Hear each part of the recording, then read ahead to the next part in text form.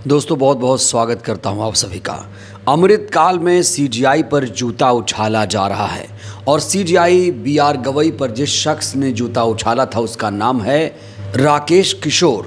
पिछले दिनों राकेश किशोर ने खुद को दलित बताया था, लेकिन ये भी कहा था कि मैं सर्टिफिकेट नहीं दिखाऊंगा। तर्क दिया था कि मैं दलित इसलिए हूँ क्योंकि जिसका सरनेम किशोर होता है, जिसका उपनाम किशोर होता है, वो दलित होता है, चाहे वो प्रशांत किशोर ही क्यों ना हो। इस तरह की अतार्किक बातें कर रहा था राकेश किशोर।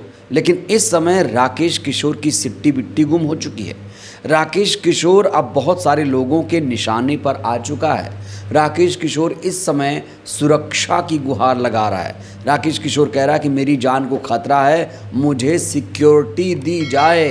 सोचिए दोस्तों, सीजीआई पर जूता फेंकने वाला वकील जिसे जेल में होना चाहिए था, जिसके खिलाफ सख्त से सख्त कार्रवाई होना चाहिए था, वो अब सुरक्षा की गुहार लगा रहा है। जैसे कोई बहुत बड़ा काम करके आया हो देश के लिए, जैसे देश का नाम रोशन कर दिया हो, संविधान का नाम ऊंचा कर दिया हो। लेकिन कहा जा रहा है कि राकेश किशोर बचने वाला नहीं है, उसे बहुत सारे लोग ढूंढ रहे हैं, उसके ऊपर भी जूता उछाला जाएगा। दोस्तों एक वीडियो में आपको दिखाने जा रहा हूं कि लोगों में राकेश किशोर के खिलाफ कितना ज़्यादा गुस्सा है। ये गुस्सा आप देखिए, आपको समझ में आएगा कि राकेश किशोर का अपराध कितना संगीन था। देखिए ज़रा। परमात्मा हमें आदेश कर रहा है कि इसमें जूते इतने मारो कि ठीक हो जाए, तुम्हारे खिलाफ एफआईआर लॉन्च हो ना हो, लेकिन एक दिन तुम पर जूते पड़ेंगे, तुम सावधान रहना। जब परमात्मा ने आदेश दिया था, परमात्मा से मांग सिक्योरिटी। पुलिस की सिक्योरिटी, एक तरफ सिक्योरिटी मांगेगा, दूसरी तरफ परमात्मा की बात करेगा। अबे भाड़ू, तू न परमात्मा को मानता न किसी को मानता, तू डर रहा है। अरे सिक्योरिटी की क्या जरूरत है? जब तुझे परमात्मा ने आदेश किया है तो परमात्मा से मांग कि हे परमात्मा मेरी रक्षा कर। जेल जाने के लिए तैयार हो जाओ। इस देश में एक बगावत पैदा कर दो जिससे इस देश में एक सामाजिक क्रांति का उद्घोष हो जाए।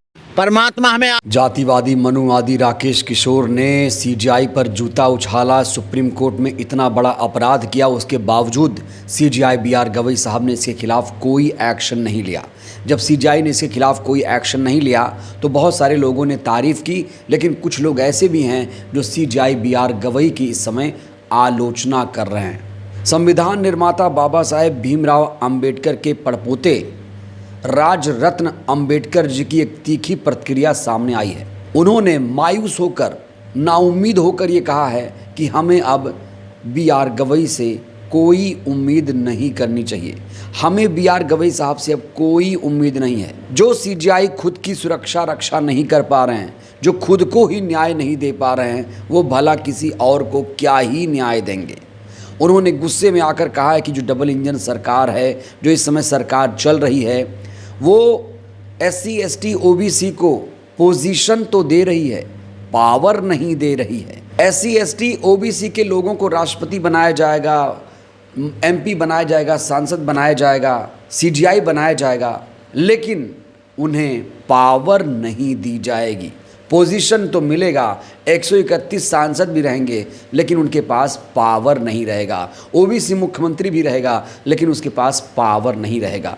क्या कुछ कहा है राजरत्न अंबेडकर ने, दोस्तों सुनिए जरा आप भी। जस्टिस ऑफ इंडिया के ऊपर एक जूता फेंका जाता है, लेकिन फेंकने वाले को प्रसिद्धि मिल रही है, वो अभिमान व्यक्त कर रहा है उस चीज के ऊपर।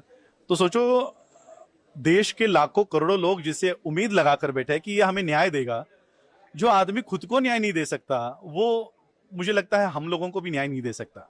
चीफ जस्टिस ऑफ इंडिया ये एक पोजीशन है, और ये ऐसी पोजीशन है जिसको पावर नहीं दिया गया है। तो मुझे लगता है हमारे लोगों को ये समझ जाना चाहिए कि ये सारी जो position, not only chief justice of India, member of parliament, president of India, ये सारे पोजीशन है। हमारे लोगों को पोजीशन दी जाती है लेकिन पावर नहीं दी जाती। बाबा साहब अंबेडकर जी के पास कोई पोजीशन नहीं थी लेकिन पावर थी। हमारे लोग सिर्फ पोजीशन के पीछे भाग रहे हैं और पावर हासिल नहीं कर रहे। मैं यही कहना चाहूंगा कि जो चीफ जस्टिस खुद को न्याय नहीं दे सकता, हमको उनसे उम्मीद अब कोई रही। दोस्तों राजरत्न अंबेडकर जी का दर्द यूं ही नहीं फूटा है। देश उम्मीद कर रहा था कि जब सुप्रीम कोर्ट के सीजीआई बीआर गवई साहब बनेंगे तो वो बहुत बड़ा बड़ा काम करेंगे, लेकिन जब उन पर जूता फेंका गया, उन पर जूता उछाला गया, तो उन्होंने उस व्यक्ति को माफ़ कर दिया जिस व्यक्ति को सख्त सज़ा मिलनी चाहिए थी, एक नज़ीर पेश करनी चाहिए थी बी.आर. गवई साहब को, लेकिन उन्होंने उसे क्षमा कर दिया और वो फिर से आग उगल रहा है, फिर से सेलिब्रिटी बना घूम रहा है।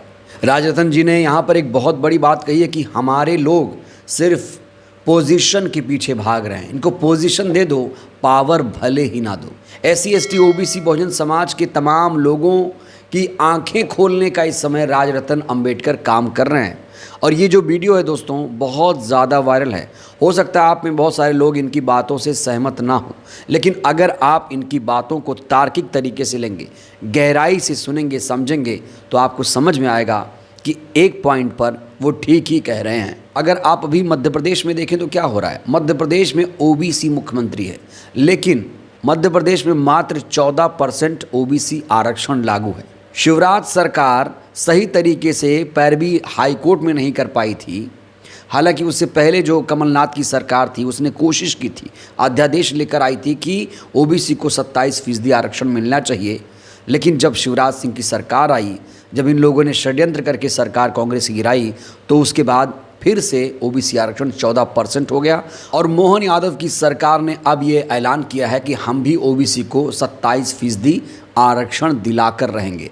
हालांकि ये पूरा मामला सुप्रीम कोर्ट में है, फैसला कब आएगा ये देखना होगा। लेकिन सवाल उठ रहे हैं डबल इंजन सरकार पर, OBC मुख्यमंत्री पर, कि आखिर दलित पिछड़ों के हक पर कब तक डाका डालते रहेंगे। वहीं दोस्तों अगर आप हरियाणा को देखें तो हरियाणा की राजनीति में आजकल जानते हैं क्या हो रहा है। वहाँ पर एक दलित IPS अधिकारी पूरन कुमार ने अपनी जान दे दी, वो जातिवाद का शिकार हो गए। 7 दिनों तक उनके शव का पोस्टमार्टम नहीं हो पाया। अब जाकर उनकी पत्नी ने कहा है कि अब पोस्टमार्टम कराया जाए और अब उनका अंतिम संस्कार भी होने जा रहा है। दलित IPS पूरन कुमार के केस में मुख्य आरोपी DGP थे, शत्रुजीत कपूर उनका नाम है। उन्हें छुट्टी पर भेज दिया गया है। नए DGP का प्रभार किसी और को सौंपा गया है और कहा जा रहा है जैसे ही मामला शांत होगा फिर से शत्रुजीत कपूर अपने कुर्सी पर विराजमान हो जाएंगे। तो बड़ा सवाल यही है कि आखिर दलित पिछड़े इस सरकार में कितने सुरक्षित हैं। जब CGI पर जूता उछाल दिया जाएगा, CGI को जूता मार दिया जाएगा, उनको धमकाया जाएगा, सुप्रीम कोर्ट को कोठा बोला जाएगा। ये जो सरकार के तमाम समर्थक हैं सोशल मीडिया में क्या क्या लिख रहे हैं आप लोगों को पता ही होगा। गवई को गवार बोला जाएगा, सनातन विरोधी बोला जाएगा, हिंदू विरोधी बोला जाएगा। तो ये किसका अपमान है? ये हमारे संविधान का अपमान है। और याद रखिए दोस्तों, जूता सिर्फ CGI पर नहीं पड़ा था, सुप्रीम कोर्ट पर पड़ा था, हमारे संविधान पर पड़ा था। तो ऐसा पहले कभी नहीं हुआ जो इस सरकार में हो रहा है। ये सरकार बड़े बड़े वादे दावे तो खूब कर रही है कि हम संविधान लोकतंत्र को मजबूत करेंगे, लेकिन अगर आप लोकतंत्र के चारों स्तंभों को देखेंगे तो आपको पता चलेगा कि लोकतंत्र बहुत ज़्यादा जर्जर हो चुका है। चौथा स्तंभ जो मीडिया है वो तो बिल्कुल सड़ ही चुका है। बाकी आप कार्यपालिका, विधायिका, न्यायपालिका को देख ही रहे हैं, संसद में कैसा कानून चल रहा है, सरकार कैसे काम कर रही है और कोर्ट में क्या कुछ हो रहा है। अभी CGI BR गवई से बहुत सारी उम्मीदें थी कि वो कम से कम बैलेट की बहाली कर देंगे और गया का जो मामला है उसे सॉल्व करने की कोशिश की जाएगी, ग्वालियर हाई कोर्ट में मूर्ति लगाने का आदेश दिया जाएगा। इस पूरे मामले को लेकर अभी तक सुप्रीम कोर्ट ने कोई संज्ञान नहीं लिया है। ये सब उम्मीदें लोग BR गवई साहब से कर रहे थे। अगर ये सब नहीं कर पाए तो कोई बात नहीं थी, लेकिन जब जूता उछाला ऐसे मनुवादी जातिवादी लोगों ने, तो ऐसे लोगों के खिलाफ CGI BR गवई को सख्त एक्शन लेना चाहिए था, जिसके बाद कोई ऐसी हिमाकत दोबारा नहीं कर पाता। अगर CGI BR गवई साहब इसके खिलाफ एक्शन ले, राकेश किशोर के खिलाफ, तो फिर आने वाले दिनों में ऐसी घटनाओं की पुनरावृत्ति नहीं होती। दोस्तों आपको बता दें BR गवई का कार्यकाल बहुत छोटा है, 23 नवंबर को वो रिटायर हो जाएंगे। अब इन 1 महीने के अंदर वो क्या कुछ करेंगे, आप लोग CGI BR गवई से कितना उम्मीद कर रहे हैं? राजरतन अंबेडकर की बातों से आप लोग कितने सहमत हैं? राय दीजिएगा। बहुत बहुत धन्यवाद।